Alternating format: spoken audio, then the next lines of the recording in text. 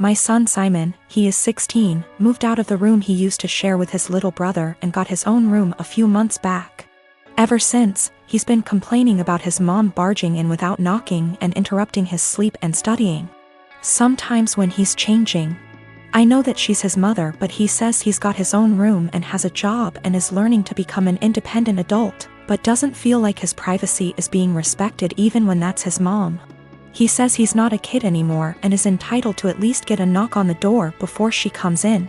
He was getting tired of her not listening to him, so he came to me and said, "Dad, you need to help me set some clear boundaries with Mom." So I spoke to her about her need to knock before entering Simon's room. She was like, "What? And no, we're family, not strangers. Do you really expect me to foolishly knock on the door 5 times a day? That's ridiculous. Also, the knocks doors in their own home?" I told her my family, for instance. She made a face, then went on a rant about how my family hate each other's and the way they treat each other's like they were strangers is shameful. I told her family or strangers, it's about respecting one's privacy. We had an argument about it and I told her if she wasn't going to stop with the barging and refuse to knock on the door before entering, then our son will get a lock. She did it again at 11 p.m. She barged in when our son was asleep. He jumped up because he got scared. Once he told me this, I told him to go ahead and get a lock and pay for it with his own money. There was literally no other way. My wife saw it and got upset, and my brother was visiting when she was raising her voice at me if I really went ahead and got a lock for Simon despite her disapproval, and said that I caught her off guard and it's not okay. Because this teaches our children that they can manipulate one parent into doing what they want. I told her that Simon got the lock, not me, and I already warned her about the possibility of him getting a lock, because he was getting tired of her boundary crossing. So she should have expected this outcome. She mentioned the same above points in her defense and said locks mean secrets, and that's not good. My brother was sitting watching while she was complaining. She began chewing him out when he asked her to let Simon keep the lock and said it wasn't a big deal. She stopped talking to me and Simon till we removed the lock, but I've no intentions on doing that. So me and my girlfriend have been together for about a year now. It's been a big adjustment, but I think we've done well so far. I had 2 kids before her and she isn't used to kids, but I think she's doing well and I think my kids really like her. I'm a widower. My wife passed away a few years ago from cancer. It definitely hit me like a truck and took me a while to recover from. It took me a really long while to get back out there, but I eventually did a few years ago. My daughter is 13. She is in middle school now and is obviously growing. So usually on Thursdays after I drop off my kid and I do some chores, me and my girlfriend usually have a lunch date. Just so you know, this is not at all something that happens all the time. I try my best to be both mom and dad, but I'm still figuring it out. Lately my daughter been moody and very emotional. I had a thought that it could be her period because she's getting to that age on Thursday. A few hours after I dropped her off, I got a call from my daughter, and soon after the school, because she had ended up getting her period in school. She was really upset and crying, and she said that she was really embarrassed. I quickly went to go pick her up and shot my girlfriend a text that I couldn't make it and had to go pick up my daughter. I was low-key freaking out, and that's why I was pretty brief, so I rushed over there really quickly to go pick her up. She was in tears. I brought her home. She got cleaned up. My girlfriend came home while she was in the shower and I explained the situation, but she was still mad. I really wasn't expecting her to be mad. I don't really feel that I stood her up. I still sent her a text. It was really just under heat of the moment and I was really focused on one thing, and it was an honest mistake. She lost it on me, saying that it was a move to leave her hanging like that and not even answer the phone when she was calling her to see why I set her up. I never received a call from her. If she did, I triple checked. I said I apologize for that, but I was in a rush to go to the store before I went to go pick up my daughter and I was just focused on one thing. She said that it wasn't an excuse to stand her up. She said that it was just a period. The school gets her a change of clothes and a pad, they have it there, and it wasn't an excuse to be so disrespectful, because she was taken care of. I tried saying that she probably just wanted to be in the comfort of her own home and she was really embarrassed, so I should go pick her up. She's still really upset at me, but I really don't get why, given the circumstances. I feel like this was justified. Then I stopped arguing with her to go check on my daughter because she was out of the shower. Me and her talked and everything, and now she's okay. About 5 years ago, my now estranged daughter, Edie, cheated on her boyfriend, Brad, and got together with a guy, Ken. He quickly started isolating her from family and my husband and I from her kids. Brad had moved back to his home state devastated after the breakup. I discussed red flags her. I let her know we are here for her and concerned. Her and Ken suddenly took off and moved to another state. For 5 months, my husband I worried about her and the kids as we had n//c at all with them.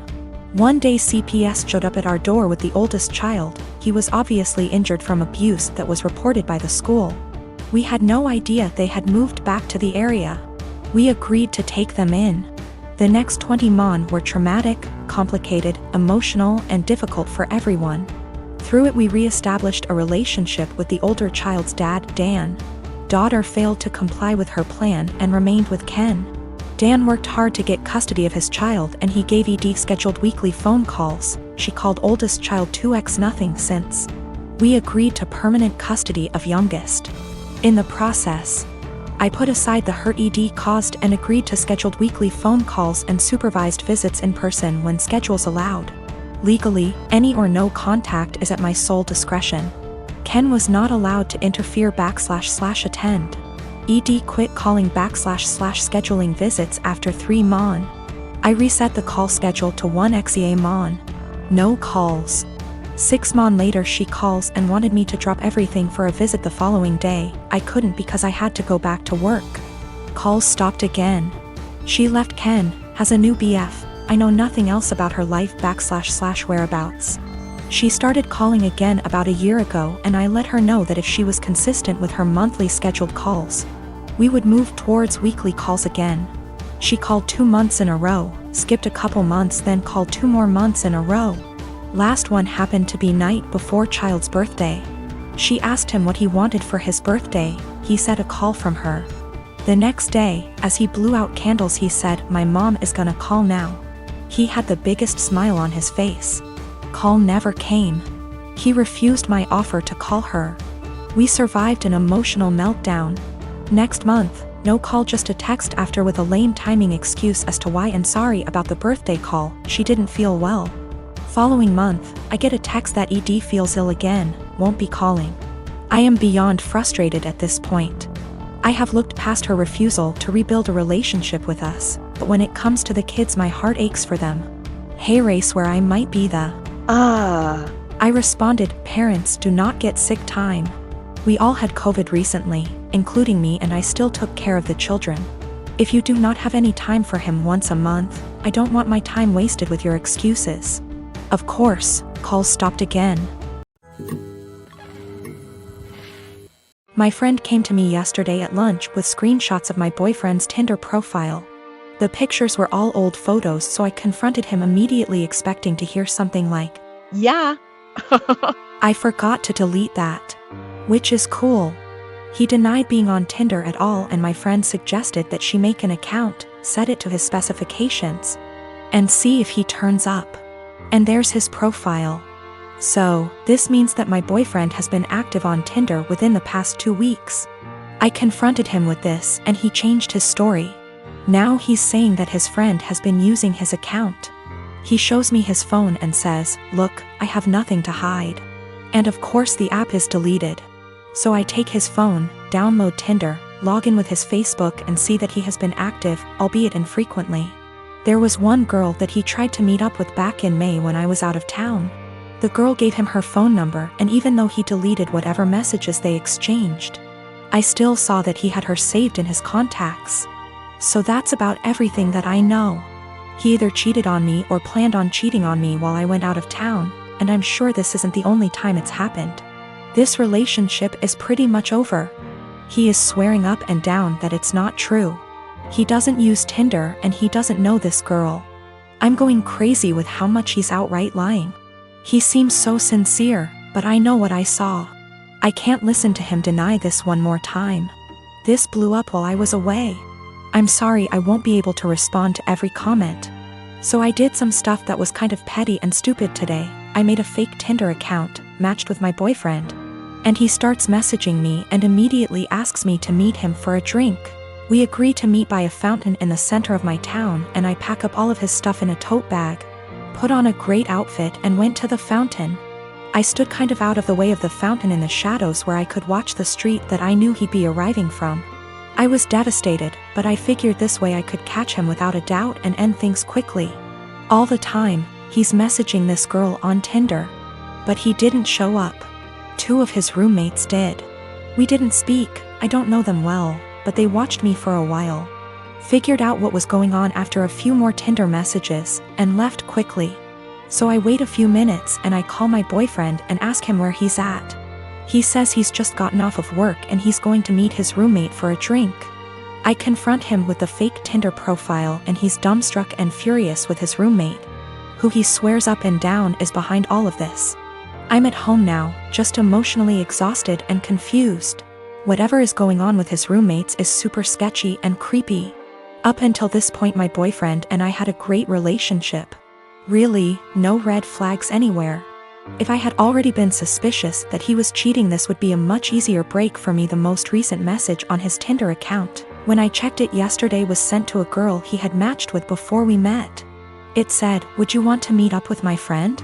My boyfriend is the kind of person whose iPhone passcode is 0000. I wouldn't be surprised if his roommates did know all of his passwords. So, his Tinder account is still matched with my fake profile. To me, that indicates that he probably isn't the person operating the Tinder profile. If it were him, wouldn't he have blocked the fake profile immediately? A lot of people have said that he probably sent his roommates to check things out for him. I can't write that off entirely, but my gut says that it isn't true. I just don't think it's very likely. When it comes to his roommates, I'm very concerned that they have been using his profile to trick women into meeting with them. The fact that his profile hasn't been deleted makes me worry that my boyfriend is in on this. So that's about where I'm at right now. I'm worried that all of them are working together to, at best, scam women, at worst, assault them, and my boyfriend is at least passively involved. Either way, I feel some responsibility to do a little more digging.